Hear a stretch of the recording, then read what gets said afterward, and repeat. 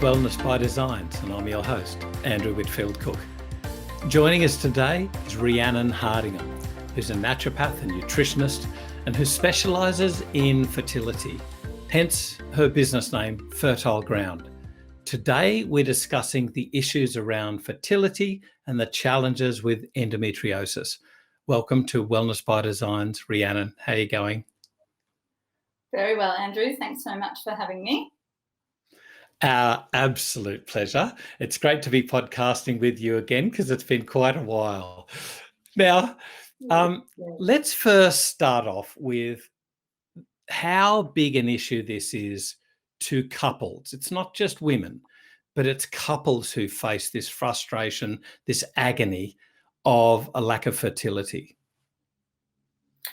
In the general population, it's 1 in 6 couples are unable to conceive naturally within 12 months of trying, which gives them the official infertility label. Of those couples, when it comes to, or those women, females in the relationship, when it comes to endometriosis, we're looking at about 20 to 50% of those who present with infertility have endometriosis. It's considered to be about 10% of the female population of reproductive age, although that is widely considered to be an underestimate, of course, because women are so programmed to accept that menstrual pain is normal or common that if it doesn't affect their chance of conception, many of them actually won't look for a diagnosis. Right. So why, though, is this such a big issue? Certainly, there's got to be a player in this, and that is our burgeoning waistlines. But is that the only issue? It seems to go far more deeper than this. Yeah, it's certainly not the only issue. And, there are a whole cohort of very slim women with endometriosis who actually, when you read the literature, are considered to have a higher risk of endometriosis due to their higher estrogen exposures. But overall, the risk factors are considered to be heavily genetic, heavily epigenetic, and by that we're really probably talking about endocrine disrupting chemical exposure in utero. Of course, there's immunological factors for endometriosis, autoimmune type, hyperimmune vigilance, and there is also, of course, microbiotic factors for endometriosis that we perhaps as naturopaths have accepted for quite a while, but from a literature perspective is really just really opening up from a information perspective. Can we just cover off on that comment about autoimmune versus hyperimmune? It's not autoimmune because there's no self-tissue antigens and things like that, but it certainly seems to be driven by an immune dysfunction. Is that correct? Yeah, that's right. The process by which the body identifies endometriosis tissue creates a hyperimmune response that creates inflammation in an attempt, of course, in the body's attempt to eradicate the tissue from the system, but it actually just makes it worse. So it's a self fulfilling inflammation, if you like. And sometimes they say in the literature that endometriosis resembles a wound that never heals. The body treats it like a wound, but in the process of attacking it from an immune perspective, it actually just makes it worse. So it's very self-perpetuating. Now, that in itself is really interesting because even though it's a hyperimmune state, one would think that there would be excessive tissue destruction and hopefully resolution. But it doesn't appear to be tissue destruction at all. It seems to be this inflammatory cesspit of, just boiling over all the time, going through a waxing and waning, depending on so many other factors, stress hormones, and, you were talking about endocrine disruptors, all these other sort of things happening.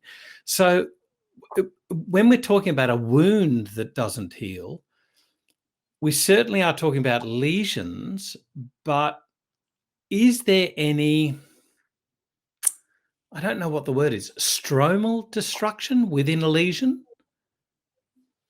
So I think the key factor that differentiates endometriosis is that it's estrogen dependent, of course. So it has this individual driver from an immune and wound perspective, very different to other tissue damage. And the endometriosis tissue, whilst of course outside of the endometrium, is reactive to cyclical estrogen and progesterone levels. It doesn't have the capacity to shed with the end of the menstrual cycle like the endometrium does. So to a degree, it bleeds into itself, creating a more profuse and complex wound. This is particularly clear for the lesions on the ovaries that are called endometriomas, but sometimes called chocolate cysts, and they're really just blood-filled cysts that continue to develop. And from a fertility perspective, they're some of the most significant lesions of concern. Okay. Now, forgive me, I've got this wrong. And this is probably to do with not fertility, but pain. My understanding was that it was the smallest lesions could create the greatest amount of pain, and that sometimes the serous ones were the most painful. Is that correct or not? I am not sure about that. I mean, the deep infiltrating lesions that go all the way, obviously, into the bowel and the bladder for some women can be, and they become fibrotic, causing adhesions, certainly can all contribute to the significant pain, I believe. Right. From a fertility perspective, however, they are they're very significant, but they're almost of less consideration than when we have ovarian involvement. That's our most significant concern from a fertility perspective. Gotcha. Now, of course, from a patient perspective, a patient comes in to see you, and all of them, of course, say, "Hi, I know I've got endo." Not the case, right? No. No, So underdiagnosed. what are the things that pique your interest to go, hang on, maybe we need to do some more investigation here? So certainly menstrual pain, obviously, heavy menstrual bleeding, clotting as a character of the menstrual bleed, and spotting and dysfunctional bleeding patterns outside of the menstrual cycle. They're all very typical endometriosis symptoms. I do a lot of pathology testing, so I am looking for estrogen dominance in these patients. That is an indicator. It's a part of the puzzle. It's certainly not definitive. If I'm really suspicious and the patient doesn't yet have access to a definitive diagnosis, which is either an endo ultrasound, which gives fairly clear indications of stage 3 and stage 4 endo, but is less clear regarding stage 1 and stage 2. Or laparoscopy for diagnosis, of course. That's the key diagnostic tool. But outside of those, if I was suspect and we didn't have access to that level of medical care, I would potentially refer them for a CA125 test, which is otherwise considered to be a marker of ovarian tumour. So you have to be very cognizant around the alarm bells that you are eliciting when you refer a patient for that test. But there's a consistency with a level of 30 on the CA125 of about 60 or 65% for endometriosis prevalence. So it just gives you another piece of that puzzle, if you like. Gotcha. Can I ask also about CEA?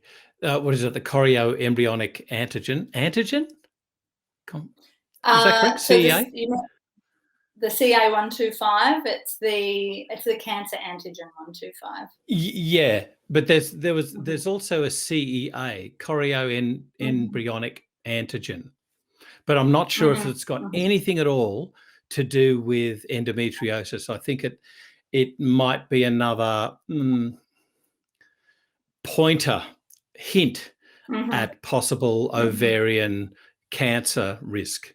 Certainly not used as a screening. There's a thing, but I'm wondering if if maybe you have, 5 tests and you did a CA125, a CEA, a anti-malarial hormone, Malarian hormone. I'm not doing well with the pronunciation today.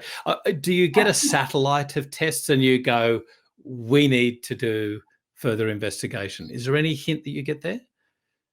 So I would be doing the CA125 would be the key one that I would be doing from a cancer antigen perspective. AMH really can vary significantly. It can be low in endometriosis or it cannot be low in endometriosis. Right. It's certainly, and of course there are other situations in which the AMH will be low and it's not endometriosis. So it's not, there is not a lot of pathology. I think the answer is that is that useful for a diagnosis of endometriosis. It's really just putting the whole clinical picture together with those couple of other insights and then referring them off where needed for medical investigation and diagnosis. And you were saying about, was it an intravaginal ultrasound that you were talking about for stage 1 and 2? Yeah, that's right. Yeah. Yeah. So it gives some insight. But the gold standard is really to see it on laparoscopic investigation. So therefore, you have to have very good relations with extremely well experienced practitioners. Do you, as in specialists, medical specialists, do you always look for, I think it's a CRE specialist, is that right? CRE, C-R-E-I? Yeah, that's right. So we do work predominantly with fertility specialists who are slightly different, of course, to gynecologists. Of course. Because this isn't about my overwhelming clinical experience with endometriosis is not about endo management from a pain perspective, but it's about getting these women pregnant. So we're more interested in intervention that is relevant for them at this moment for them to improve their fertility in the shortest amount of time possible, usually, of course. Gotcha. Okay. Now, obviously, when we're talking about fertility, we've got to consider things like egg quality and ovarian function. And then there's the other player that nobody ever talks about, and that's sperm quality. Can we go into this and just how important all of these interplay together? Yeah, absolutely. I think it's really interesting, actually, that from an endometriosis perspective, there are it's multifactorial in the way that it influences fertility. And I'd love to take you through I put them into 4 separate groups. I'd love to take you through them because I think it helps practitioners to compartmentalize it a little bit to understand it. But one of the interesting things is that the high reactive oxygen species concentration in the female reproductive tract does actually compromise sperm quality. So this is a slightly different take on sperm quality to that conversation that we usually have, of course. This is actually less about the blokes and more about what actually happens in the female reproductive tract once the sperm is there. But it's an interesting, maybe poorly recognised component of the impact of endometriosis on fertility. So when we're talking about an increased reactive oxygen species Did you say in the female reproductive tract? So we're talking in utero, along the fallopian tubes. Mm-hmm. Something's causing that. Mm-hmm. How do you settle that down? Like, are we talking general anti-inflammatories? Are we talking, the fish oils and things like that, herbs? Mm-hmm. Yeah. So it's the key feature really of endometriosis. I think we think about it quite routinely in its mechanical sense. Lesions, non-patent fallopian tubes, tubal blockage, but really it's a highly inflamed, highly oxidative environment that is self-perpetuating. And of course, estrogen driven. And so the impacts on fertility are those obvious ones, which most people would think of: mechanical, fallopian tube obstruction. And along with that, actually, it does affect egg, sperm, and embryo movement through the female reproductive tract, because the motility of the fallopian tubes is compromised by the elevated cytokine concentrations. But really, what we're seeing a lot in the literature, and clinically this is very, very clear, when you see young women whom are going through IVF because they have endometriosis and should not otherwise have significant egg quality issues, but their eggs are just sadly very poor quality once they're removed from the eggs.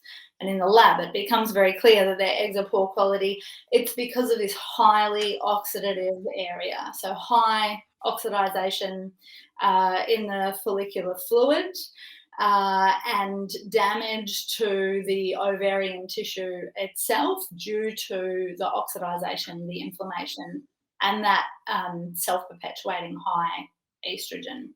So it actually potentially impacts the DNA normalcy in the eggs and compromises their viability. Women with endo have less eggs, poorer quality eggs, and poorer quality blastocysts or embryos, and poorer early pregnancy outcomes. Gotcha. Okay. So now forgive my poor memory. I know I'm going to get this wrong, but am I correct in thinking that some of Leah Heckman's work for her PhD was to do with follicular fluid? Is that right? Yes, yeah, she talks about follicular fluid a lot. Yeah, there's a lot of follicular fluid work in the literature. I think Leah's, I'm not that familiar with it, but I think that Leah's work was on PCOS or AMH in particular, rather than endo. Okay. Yeah. Gotcha. Yeah. Okay, so we're talking about an oxidative, forgive my poor vernacular here, but an oxidative stressful environment. It's really badly worded. How do we intervene? Can we give direct things orally? Fish oil, curcumin, some hormonal modulating herbs. Can we affect that local area, not just transiently, but long term, by the use of these oral agents? And 20 questions. How important are the foundations like diet, stress, sleep, love, the anti-aggravations to life? How important are these in getting a positive result and maintaining it? In 20 words or less. No, kidding. Yeah, I'm out.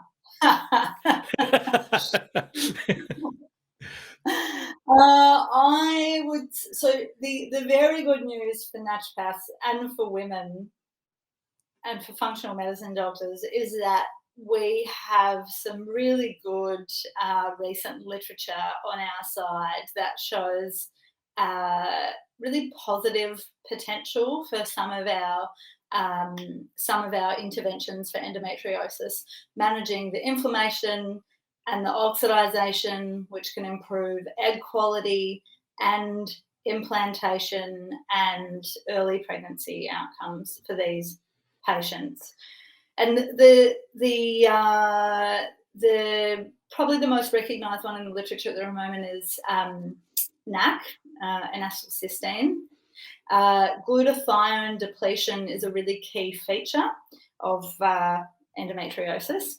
And we of course have NAC as one of our most effective interventions to improve glutathione, along with selenium and lipoic acid and glycine and phytonutrients, green tea, vitamin E. But in particular, NAC has been shown in the literature to reduce the size of lesions, significantly reduce pain associated with endometriosis. A key study in 2013, I think it was, of Italian women showed a shrinking and resolution of endometriomas, but really importantly, half of the women in this study, in the 3 months that they were included in the study, removed themselves from the surgery waiting list that they were on for their laparoscopic surgery for their endometriosis pain management. So it's actually a radically effective intervention. Small study, 95 participants, but compared to the control, where one woman removed herself from the list, more than half of the women removed themselves from the list for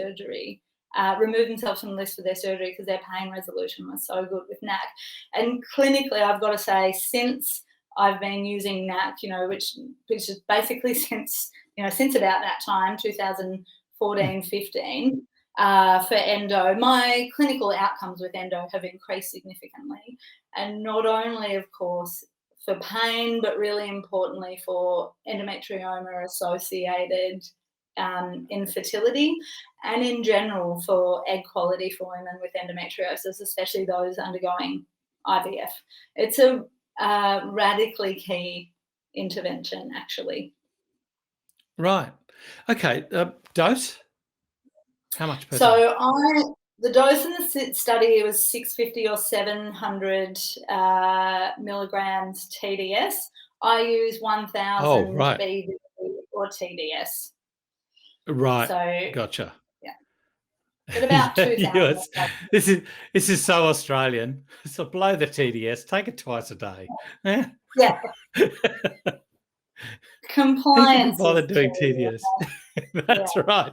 Compliance. And the whole thing is, there's no point having a fantastic intervention if people won't take it.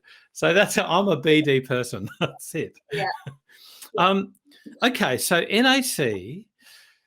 Oh gosh, where do we go from here? So what about other phytonutrients and things that are designed, and I'm not a fan of this term, antioxidants.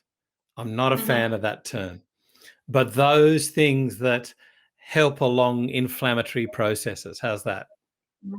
Yes. What else do you use? Let's go into some of the herbs that you use.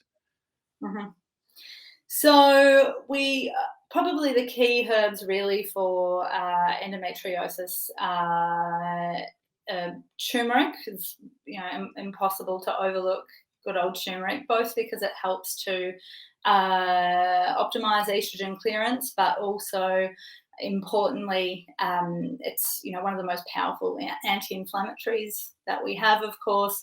And it's important to understand that the endometrium in women with endometriosis, so not the endometriosis outside of the uterus, but that endometrium itself is more inflamed and, of course, dysbiotic than the endometrium of women who don't have endometriosis, and this affects implantation, what we call endometrial receptivity, and increases the risk of early miscarriage or spontaneous abortion in that early window. So turmeric, whilst usually we're quite careful around using turmeric, especially in curcumin extract, doses for implantation windows. I find it really beneficial for those women who have that inflamed endometrium to optimize endometrial receptivity and implantation. And then other phytonutrients, bromelain has been shown to be beneficial for endometriosis lesions. Resveratrol is a big one as well. And green tea is one that also can't be overlooked. And they all have little estrogen clearance optimization, pathway optimization roles as well. Yeah, so this is something I was pulling out. When you're talking about NAC, then you talk about turmeric, not curcumin, but turmeric, the original use of which was as a cholagogue. It's sort of going along this estrogen-driven condition, which if you get rid of excess estrogen, maybe it might have some play on at least dampening, but not necessarily egg quality and things like that. That is also helped with or is dependent on things like pollutants and genetics and epigenetics and things like that. So with regards to, firstly, the turmeric, do you opt for one of the more bioavailable? It's not bioavailable, it's more absorption, but the more bioavailable turmeric, curcumin products, or do you just use fluid extract of turmeric? Yes, of turmeric. Yeah, I definitely use the more bioavailable extracts. I mean, they are those, of course, that I understand that they're those that the research is heavily associated with, but also turmeric extract stains everyone's benches, and so they stop talking to you. But even more importantly, I guess clinically the results are just so much obviously better with the extracts. It's hard to deny that it really does. I love to be I love my old school herbalist side, but at the same time you just can't argue with the science and with the clinical outcomes. Yeah, no, I'd take your point about the staining, but I'm reminded of a friend who she was in dire need. She had cancer, and she was using the supplements that were more concentrated as well, but she always included turmeric in her herbal formula, and her whimsical comment was that her tongue was always yellow, always. Just constantly yellow. Yeah. Okay, so let's delve into more about the pollutants. Now, obviously, these are not just far-ranging, they're insidious and they're ubiquitous throughout the community, the society, and they don't just affect females, they affect males. So how do we make sure that our gametes are pure? It's you and I spoke a little bit about this last time we spoke, of course, because it's such a large subject, and so much so that we wrote a book on it. But how convenient. But the challenge, of course, is identifying the endocrine disrupting chemicals in your orbit, removing them as much as possible, being unfortunately cognizant that it's probably impossible to completely remove them from your life in this day and age, and also I think being cognizant of the fact that you have to balance your stress with pragmatic expectations, or as a practitioner you have to balance that for patients, but it is undeniably influential now. The mainstream literature is really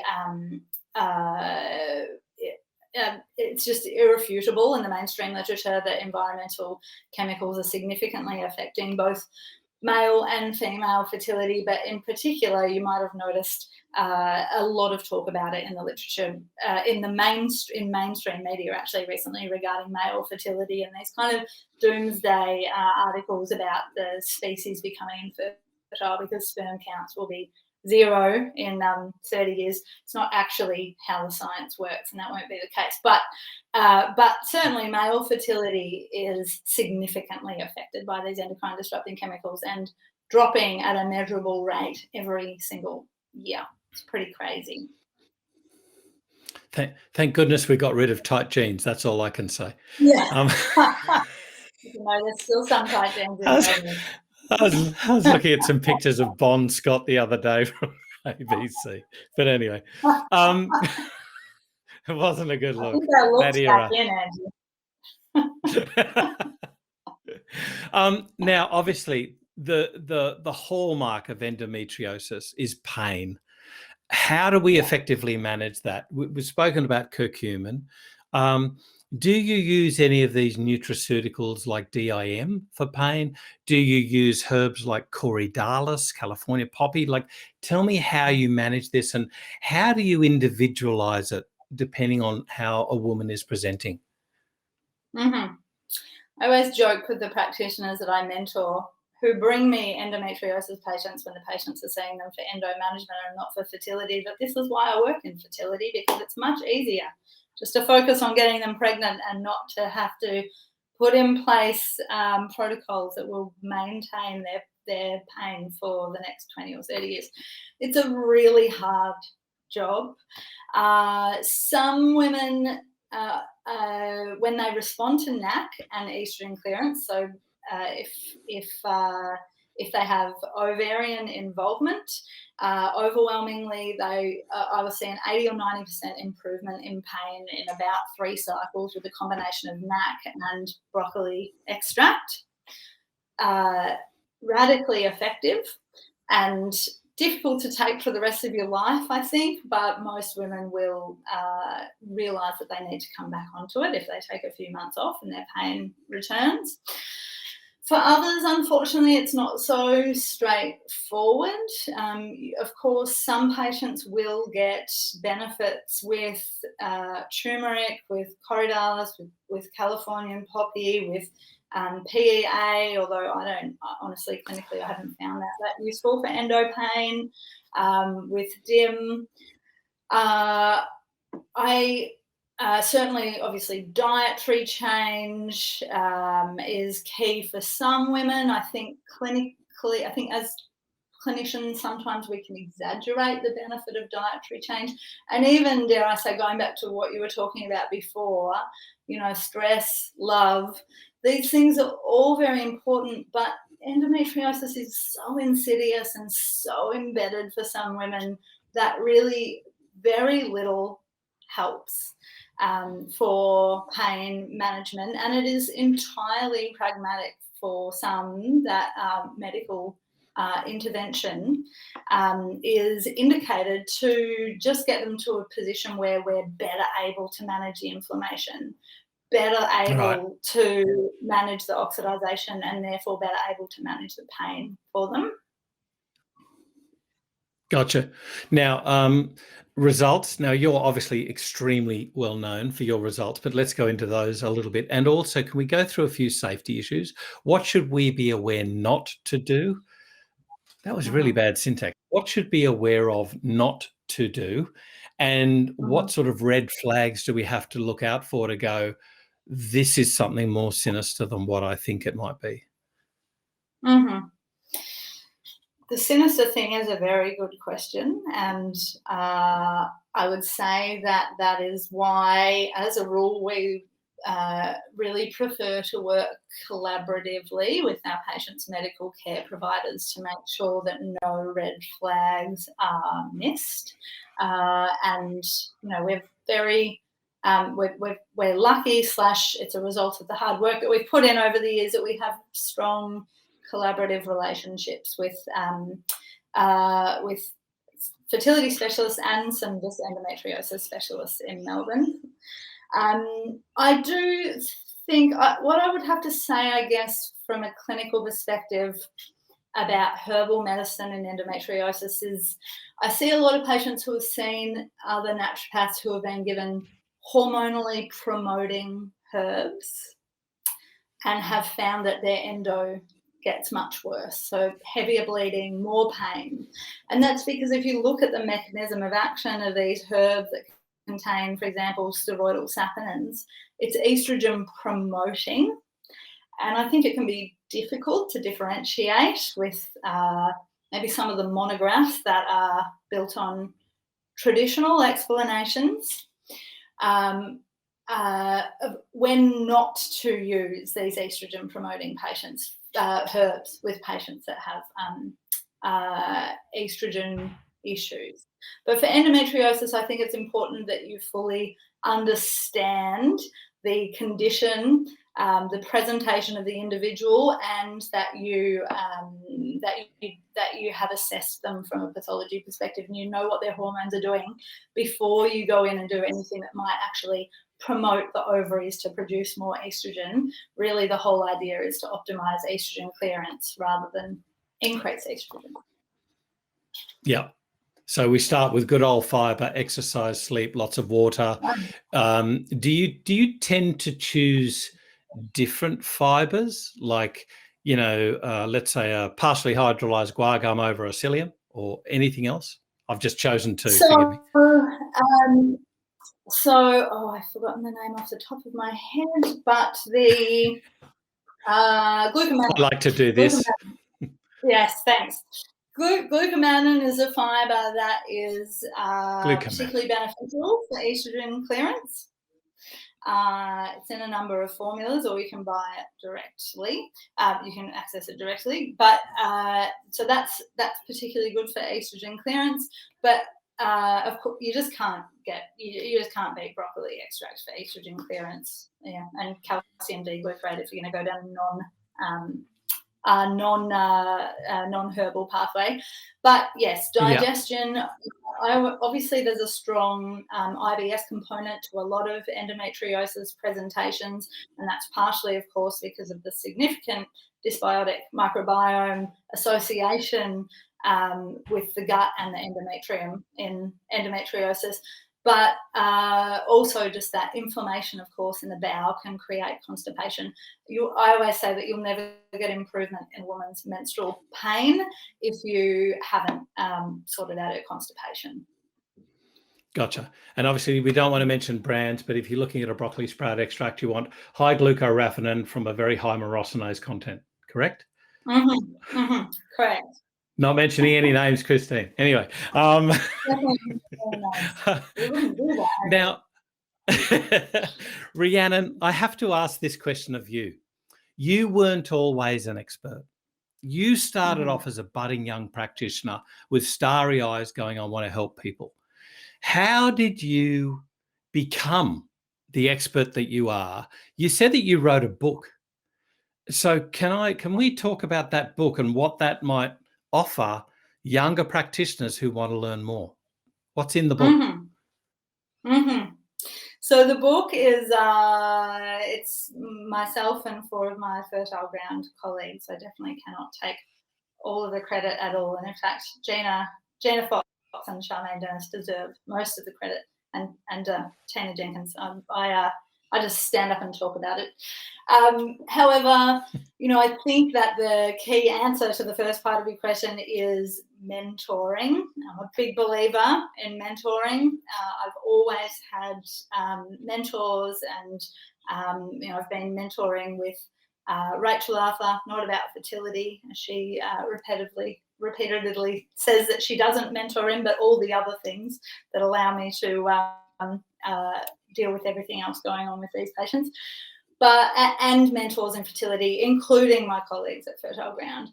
And now we, being able to offer mentoring to practitioners who are less experienced or just wanting to specialise, continues, I guess, to build my appreciation for the benefits of mentoring. I think it gives us that confidence when we're sitting one-on-one with patients and we may have never seen a condition before, to be able to say, we see this in clinical practice. This is the way we understand it, to confidently say that, to not sit there feeling like you're making something up or illegitimate in your position, but to really stand on the shoulders of the giants that you have learnt from and contributing to going forward.